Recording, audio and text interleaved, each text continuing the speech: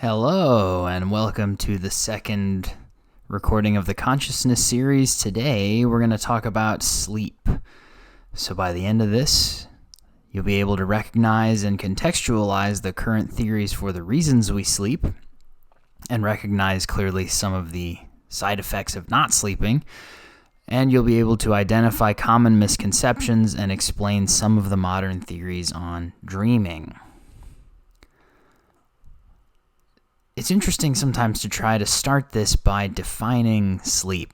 So if you had to define sleep without having read the chapter, define it colloquially, talk about what you think sleep is day to day, what would you call it? How would you define it?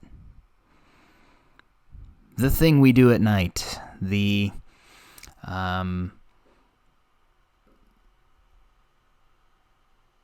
I'm looking at the answer, so I can't come up with a good alternative, more colloquial definition. The time of night when I close my eyes and wake up in the morning from. Well, psychologists define sleep as a periodic, natural loss of consciousness.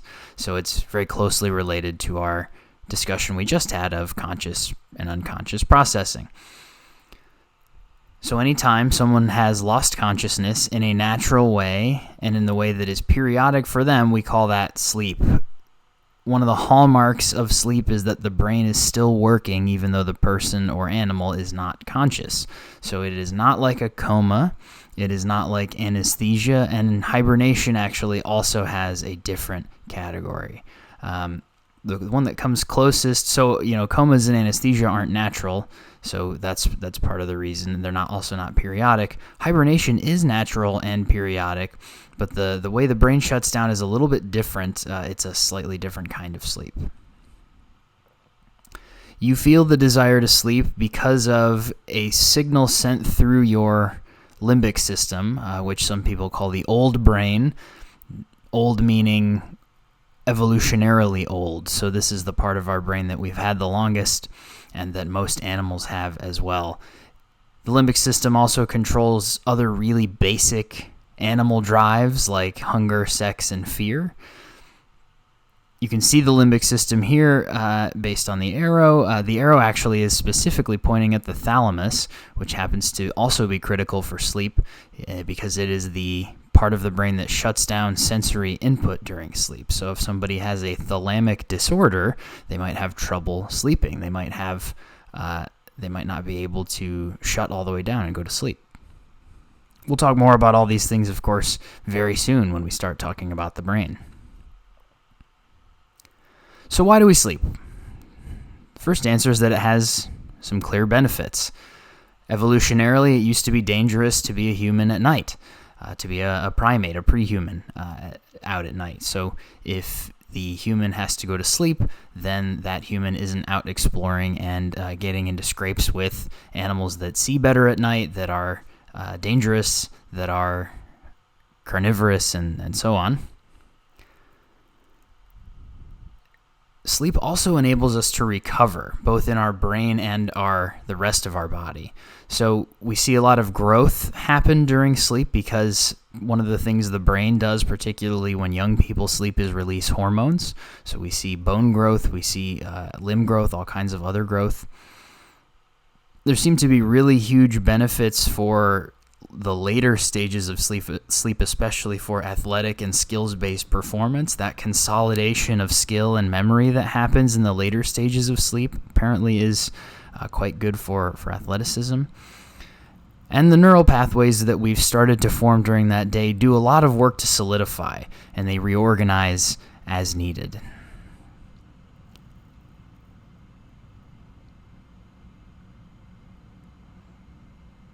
These different reasons actually happen to be a good first display of something we'll talk about again as the semester goes on, again and again, really, and that is the depiction of a person based on a biopsychosocial theory. I like to think of especially intropsych as giving you the biological explanations for some of our mental faculties, the psychological explanations, and also the social explanations, the social psychological explanations. And so there's some of all of those in these reasons that we sleep. The social is definitely the fact that it used to be dangerous at night. There's a lot of biological reasons here. And then, of course, the psychological reason is that sort of the after effect of the biological reason. So what I'm kind of getting at with some of those other benefits of sleep is that what really seems to go on is that our memories consolidate. There are these sort of blasts of activity in really late stages of sleep, late and deep stages, that theorists and researchers call sleep spindles. So this is during the N2 area. This is what is that? Is that N2? I'm confusing it with EEG. So N2 is, I believe, the period of the night. But what we see is lots of unconscious processing going on. We see people come out of periods of sleep being more highly creative. And so a sort of unifying theory of why we need sleep, why sleep seems to be good for us, is that it cleans out the errant chemical buildup in the brain and clarifies the process pathways.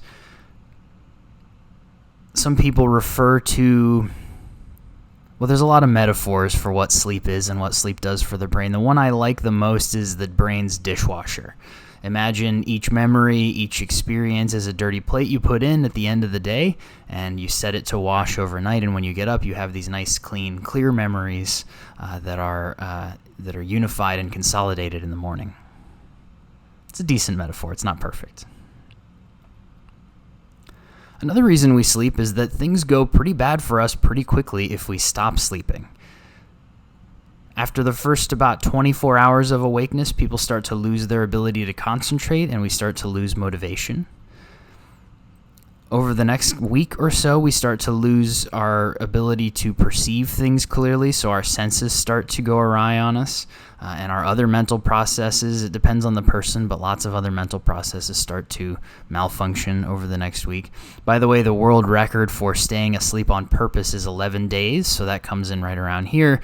These are mostly records held, so 11, and people have done, 10 and 9 and lots of other times around there. Those records are all held, I believe, by radio DJs who went on week-long on-air binges where they just never got off the air. They continued to stay on the air until they couldn't possibly anymore. Beyond this sort of length of time that people are able to force themselves to stay awake, we have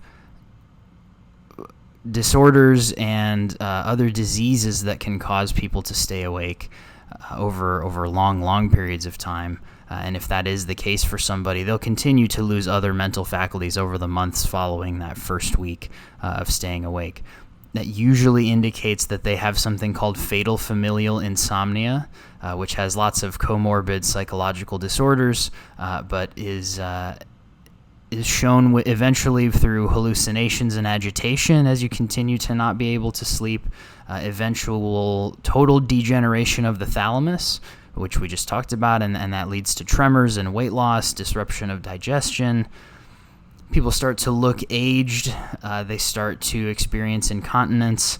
They eventually typically show mutism, and it ends in death. So the scariest answer is that if you totally stop sleeping, it can kill you.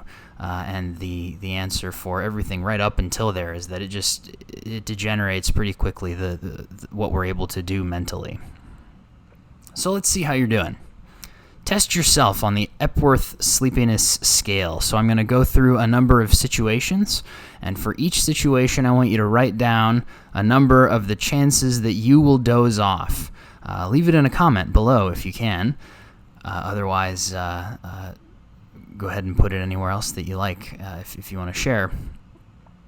So for each situation, if there's no chance you'll doze off, score it a 0. If you think there's a slight chance you would fall asleep, you can rate it a 1. If you think there's a moderate chance, a 2, a high chance, a 3. So keep a running tally. You're going to add it all up at the end. If you forget the scale, it's up in the corner there. First situation, sitting and reading. If you sat down right now and tried to read something, what are the chances you would fall asleep? I'd score myself moderate. Watching TV. Probably no to slight for me. Sitting in a public place. Let's say you were in a movie theater or in a meeting with other people. I did fall asleep in a meeting once. I don't know what I was doing in terms of not sleeping, but it was a meeting at work. I don't know if anybody noticed. I'm sure they did. No one said anything to me. Anyway, would you fall asleep in that situation? Would you be a bad employee like I was? Let's say you're a passenger in a car on an hour-long trip and you're not going to get out. Would you fall asleep? My wife would. Lying down to rest in the afternoon. So intentionally taking a nap. Let's say you know you have an hour. Can you lay down and take a nap? Sitting and talking to someone mid-conversation. Having lunch and then sitting quietly. It's the likelihood you'd fall asleep there. No alcohol involved. That would probably increase it significantly. Pretend that we're talking not about that situation. How about if you're in a car in traffic and stopped for just a few minutes? What are the chances you'd fall asleep? Okay, go ahead and add everything up. If you missed one, just go back a second or two and hit pause, but add everything up before you move forward. If you score below a 6, you're getting enough sleep, according to the Epworth Sleepiness Scale, so nice job. If you score between a 6 and a 10, you're actually getting the average amount of sleep among most Americans, so you're not doing too bad. You could stand to sleep probably a little bit more if you can. If you score between 10 and 18, I advise you to do some serious thinking about how much sleep you're getting and trying to figure out whether you can find ways or find the chances to make up what must be a pretty considerable sleep debt that you're working with. And if you score above 18 on this scale, let's see, there are 1, 2, 3, 4, 5, 6, 7, 8 items. So if you score above 18, that means you scored yourself a 3 on more than 6 of those 8. And that means that you'd fall asleep in a lot of these situations, which means you might want to consider seeing a doctor, actually. It sounds a little bit like a possibility of really low sleep.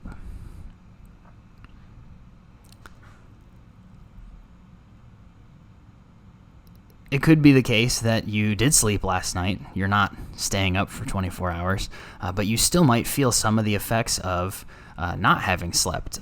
Immediately after when people are underslept, we see that people are more irritable. They have slower reaction times on physical and cognitive tasks. They tend to have higher difficulty sustaining attention, and they also are less likely to make optimal decisions. In other words, they make poorer decisions. I got a link for you here and in the description below that shows you an article from NPR. I'll click through just so you can see.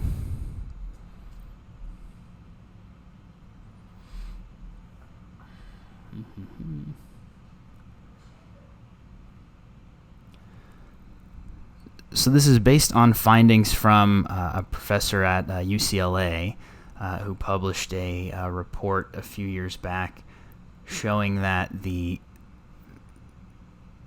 neurons in your brain actually react more slowly when you are underslept.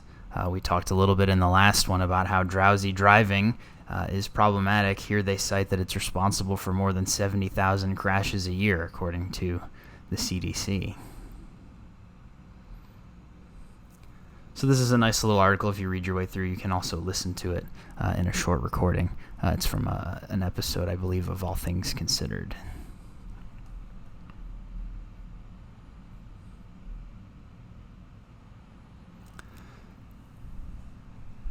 There are also several diagnosable sleep disorders.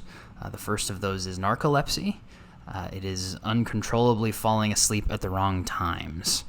Narco is I believe, a Greek word that means sleep. Lepsy is also an older word that means attack. So it's like a sleep attack. Insomnia is a condition described as persistent problems in falling asleep. Lots of people self-diagnose with insomnia when they probably just have a phone and a TV on while they're trying to fall asleep. But people who are true sufferers of insomnia will definitely know they'll just lay awake for hours and hours and not be able to fall asleep. Another is sleep apnea. This is a more physical issue. It's the temporary loss of breathing while asleep. Very frequently, people will find themselves tired all the time and will eventually discover that what's going on is they're experiencing sleep apnea. So if you lose your ability to breathe while you're asleep, the quality of the sleep drops dramatically, as you might imagine. Warning signs for that are like really loud snoring and those kinds of things. And then the last one is sleepwalking, sometimes also paired or sometimes separate from night terrors. I want to share with you a particularly interesting and unique case of narcolepsy.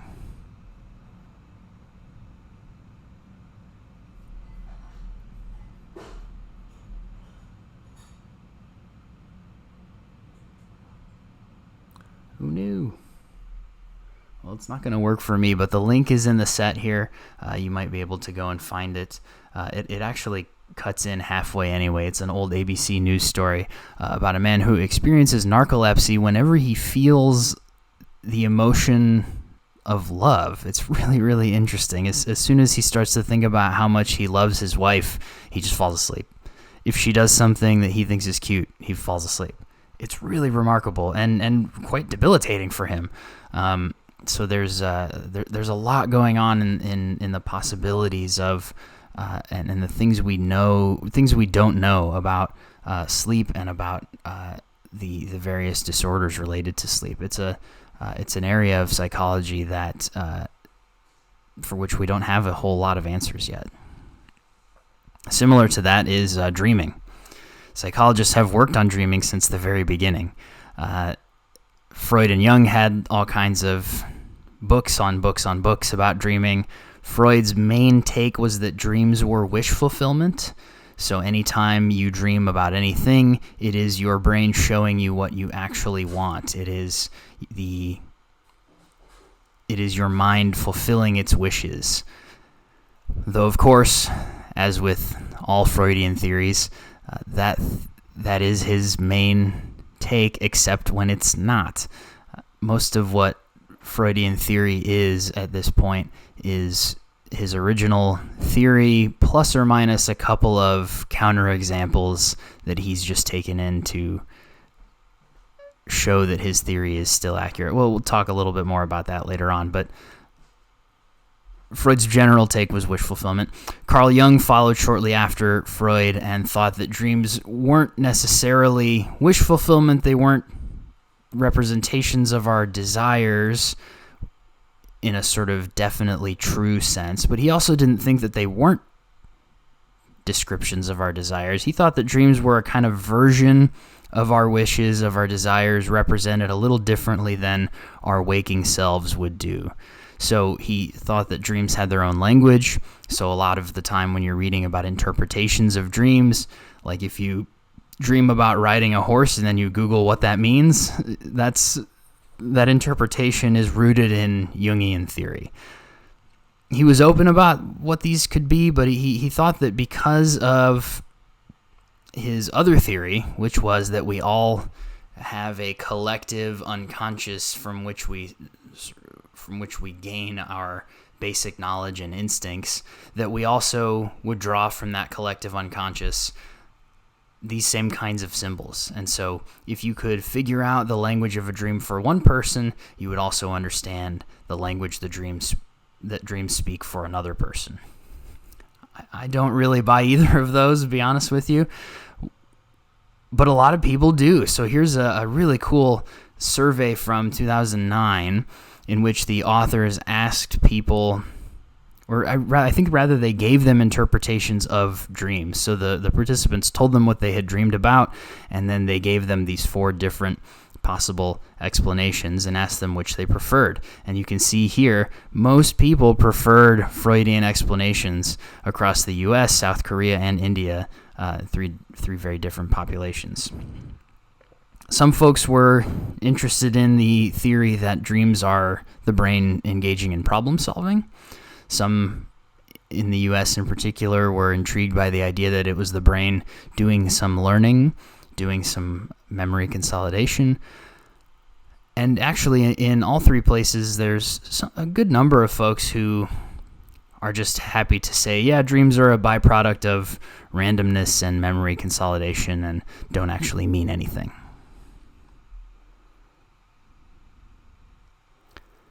So the modern theories of dreams sort of fit with those kinds of ideas. Some people believe that it's sort of a sifting, sorting, fixing of memories. It's the byproduct of the dishwasher process of sleeping. Also could be a byproduct of the development and preservation of the physical brain structures, again, sort of fitting with the dishwasher theory. And the reason we think this is because rapid eye movement sleep, deep sleep, tends to trigger random visual impulses. Your eyes are literally moving around.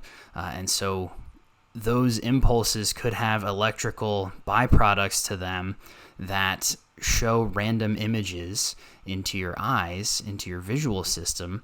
And as soon as you wake up, you have all this sort of slideshow of strange images, and your waking brain then needs to make sense of them, so it weaves together a story around them. By the way, we dream during all phases of sleep. The ones during our REM sleep are the most vivid, so perhaps that's good evidence in favor of this random visual impulse theory. It usually takes a while to reach REM sleep, but actually some people have found ways around this. Most of us are monophasic sleepers. We are asleep during one part of the day and awake during other parts of the day. Some people are biphasic sleepers. I was biphasic for a while. I spent a semester in Spain as an undergrad, so I got very into the siesta after lunch, so I was pretty biphasic. The theory goes that if you deprive yourself of sleep long enough, as soon as you fall asleep, you will fall directly into deep sleep, into REM sleep, and so you can reduce the amount of sleep you need because all your sleep is REM. Because part of the deal, especially with a monophasic sleeper, is that we go in and out of REM sleep all through this phase. But a Dymaxian sleeper apparently goes straight into REM and then straight back to being awake. I don't know how true any of this is either. I just wanted to share it with you. The famous version of this is Albert Einstein. He supposedly was an Uberman type sleeper where he would just take 20-minute naps every few hours, and that was all he needed. Whether that's healthy or not, I think is still unclear. Another very interesting thing, some animals can sleep one hemisphere at a time. People actually can sometimes also sleep one hemisphere at a time. You've probably heard that horses sleep this way so that they don't fall, down while they're sleeping because they sleep standing up.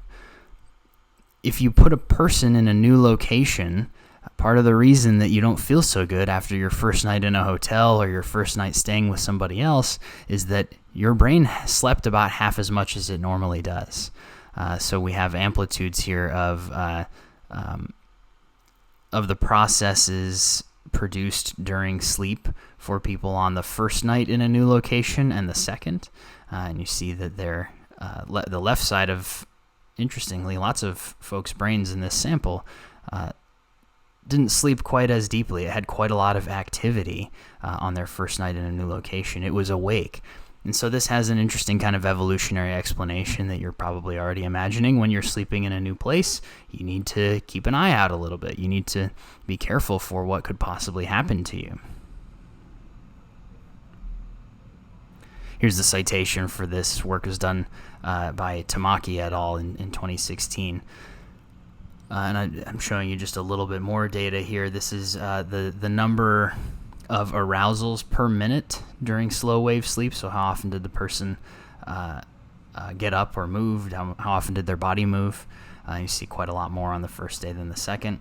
And then we have the occurrence of arousals that followed that left hemisphere activity.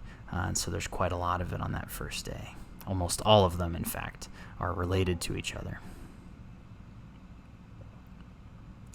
If you're still not convinced, if I haven't quite fully explained why we sleep, I recommend a podcast from NPR called Hidden Brain, which does a lot of great episodes. It's all about psychology.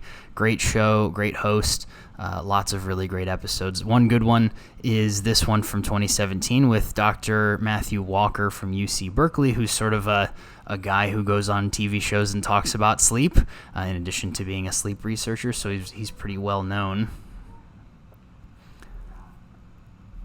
I'll share. I think I'm going to share a short video of Dr. Walker with you now.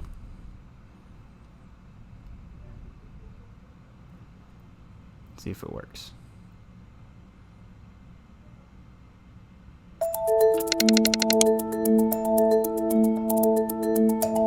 My name is Matthew Walker. I am a professor of neuroscience and psychology at the University of California, Berkeley, and I am the author of the book, Why We Sleep. We certainly know that a lack of sleep will actually prevent your brain from being able to initially make new memories. So it's almost as though without sleep, the memory inbox of the brain shuts down and you can't commit new experiences to memory. So those new incoming informational emails are just bounced and you end up feeling as though you're amnesic. You can't essentially make and create those new memories. We also know that a lack of sleep will lead to an increased development of a toxic protein in the brain that is called beta amyloid, and that is associated with Alzheimer's disease, because it is during deep sleep at night when a sewage system within the brain actually kicks into high gear and it starts to wash away this toxic protein, beta amyloid. Or a dishwasher. So if you're not getting enough sleep each and every night, more of that Alzheimer's-related protein will build up.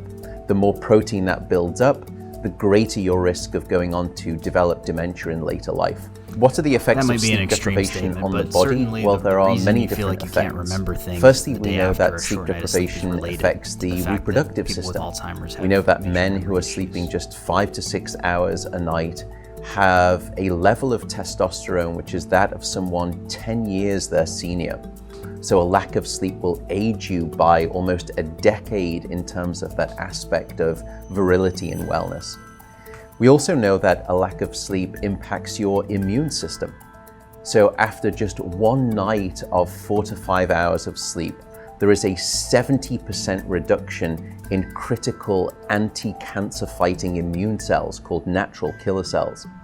And that's the reason that we know that short sleep duration predicts your risk for developing numerous forms of cancer. And that list currently includes cancer of the bowel, cancer of the prostate, as well as cancer of the breast. In fact, the link between a lack of sleep and cancer is now so strong that recently the World Health Organization decided to classify any form of nighttime shift work as a probable carcinogen.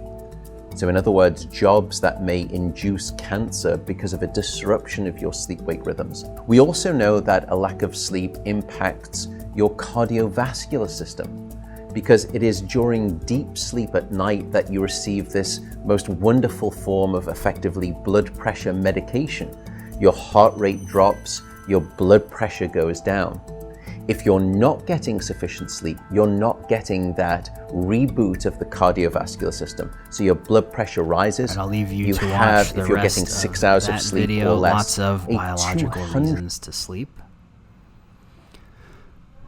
Here's another link you can watch later on. This is Dr. Walker on dreaming.